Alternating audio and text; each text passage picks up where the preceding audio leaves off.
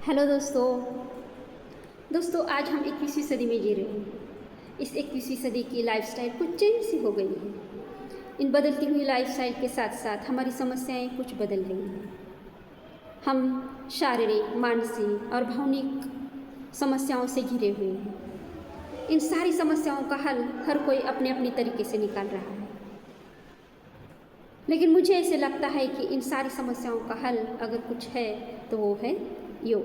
Yes, अगर हम अपने लाइफस्टाइल में, हमारी जीवन शैली में योग को अपनाते हैं तो 100% रिजल्ट आता ही आता है।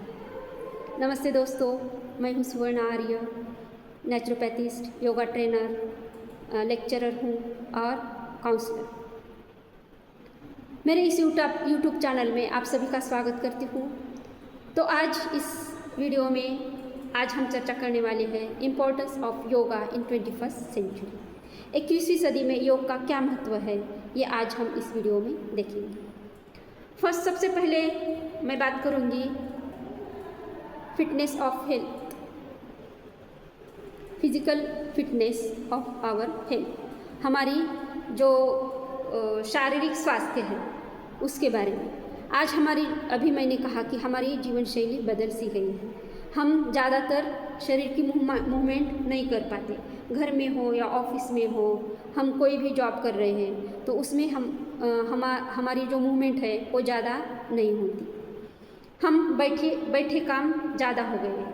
हम पीसी के सामने बैठते हैं, लैपटॉप के सामने मोबाइल लेके बैठते हैं, या घर में भी औरतों को ज़्यादा मूवमेंट नहीं होती।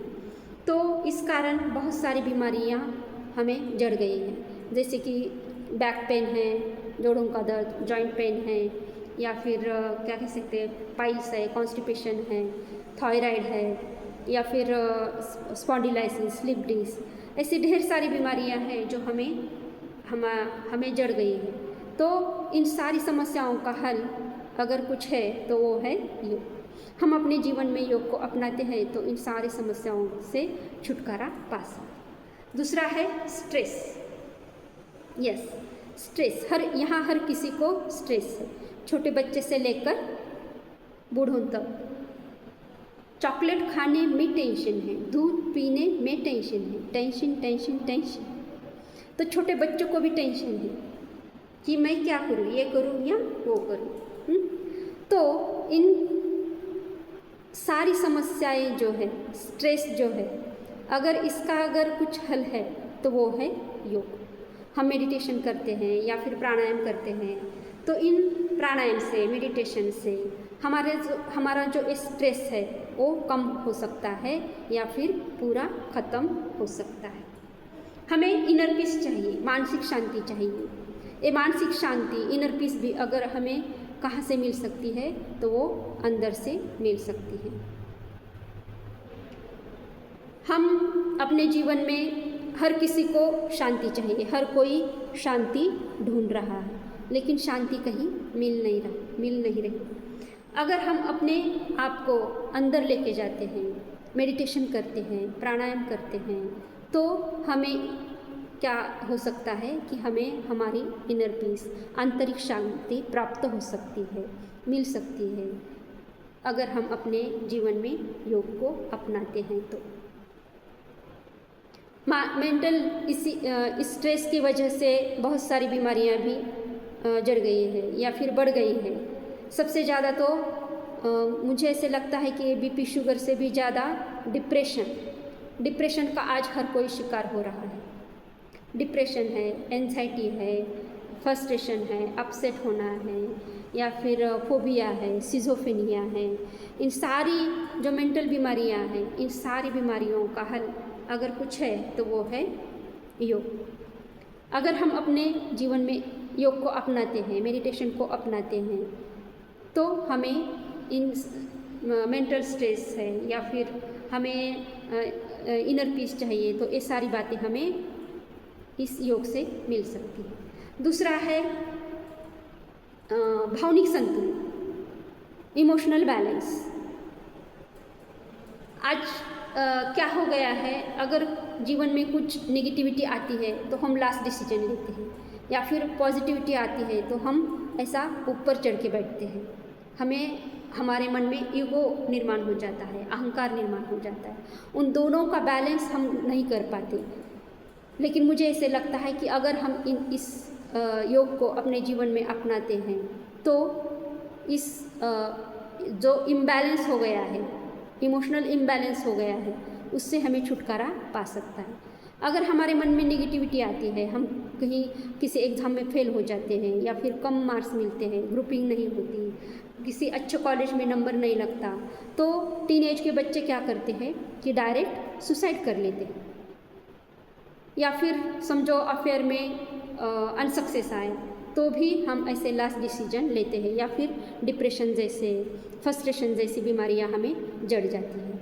या फिर हम समझो कोई सक्सेस मिला है तो हमारे अंदर ईगो निर्माण हो जाता है, मेरे जैसा कोई नहीं, ऐसा हमें लगता है। तो इन दोनों का बैलेंस अगर हमें रखना है तो हमें योग को अपनाना चाहिए। योग इस सारी समस्याओं का हल हो सकता है, हल है। दूसरा है हमारी जो बौद्धिक क्षमता है, वो बौद्धिक क्षमता बढ़ने में योग हमें मदद करता है। Improve of our brain power, हमारी जो बौद्धिक क्षमता है, ब्रेन पावर है, वो बढ़ने में हमें यह मदद करता है। जैसे कि कुछ आसन हैं, कुछ मुद्राएं हैं, कुछ प्राणायाम हैं, जैसे कि भ्रामरी प्राणायाम है, अनुलोम विलोम प्राणायाम है। इन प्राणायाम, मुद्राओं और आसनों को हम अपने जीवन में अपनाते हैं, अपने जीवन शैली में ऐड करते हैं इस योगा को, तो हमारी बौद्धिक क्षमता भी बहुत बढ़ सकती है, बढ़ती है। दूसरा इम्पोर्टेंट ये है कि आध्यात्मिक स्पिरिचुअल इम्प्रूवमेंट होती है। हम अगर योगा करते हैं, वैसे तो हमारे प्राचीन ऋषि मुनियों ने जो योगा की जो डेफिनेशन की है, या उनके सामने जो एम था, जो उद्देश्य था, तो आत्मा और परमात्मा से मिलन करवाना, या ऐसा था, या फिर मोक्ष पद प्राप्त करना।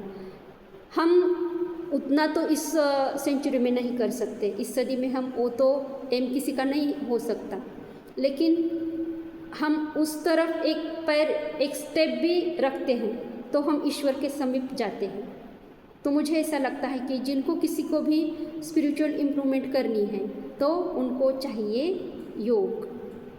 तो वो अगर वो अपने जीवन में मेडिटेशन को अपनाते हैं तो उनको स्पिरिचुअल इम्प्रूवमेंट हो सकती है, उनके जीवन में स्पिरिचुअल इम्प्रूवमेंट हो सकती है। दूसरा है हमारी जो लाइफस्टाइल है उसमें सुधार आ जाता है। समझो हम अपने जीवन में योग को अपनाते हैं, समझो कोई पर्सन है वो 8 बजे 9 बजे उठता है, अगर वो योग को अपनाता है तो वो 6 बजे भी उठ जाए तो बहुत सारी प्रोग्रेस हो गई, इम्प्रूवमेंट हो गई, ऐसा हम कह सकते हैं। 24 घंटों में से 1 घंटा मैट पर बिताया मतलब योगा नहीं है। बाकी के 23 आवर्स हम क्या करते हैं ये हमें सोचना चाहिए। 1 घंटा हमने डांस किया, म्यूज़िक लगाया, हाथ पैर हिलाए, हो गया हमारा योगा, ऐसा हम कहते हैं। लेकिन योगा इतना संकुचित नहीं है। मुझे ऐसा लगता है कि योगा बहुत व्यापक है, विस्तृत है, उसे समझने की ज़रूरत है। तो इस लाइफस्टाइल में जीवन शैली सुधारना मतलब हमारा खान पान क्या है, हमारा आचार विचार क्या है, हमारा व्यवहार क्या है, हम कैसे उठते बैठते हैं, हम बोलते कैसे, क्या खाते हैं, किस प्रकार खाते हैं, कितना खाते हैं, क्या सोच कर खाते हैं, ये सारी चीज़ें इसमें मायने रखती हैं। मुझे ऐसे लगता है कि इन सारी बातों को हम अगर कलेक्ट करें तो हमारी जीवन शैली बदल सकती है। अगर हम योगा को अपनाते हैं तो हमारी जीवन शैली में बहुत सुधार आ सकता है। लास्ट है कि हम वैश्विक जो एनर्जी है, जो यूनिवर्स है, ब्रह्मांड है, इस ब्रह्मांड को कनेक्ट होने के लिए ये हम योगा अपनाते हैं तो उस ब्रह्मांड को, इस यूनिवर्स को, या मीन्स हम ईश्वर को प्राप्त कर सकते हैं। तो ये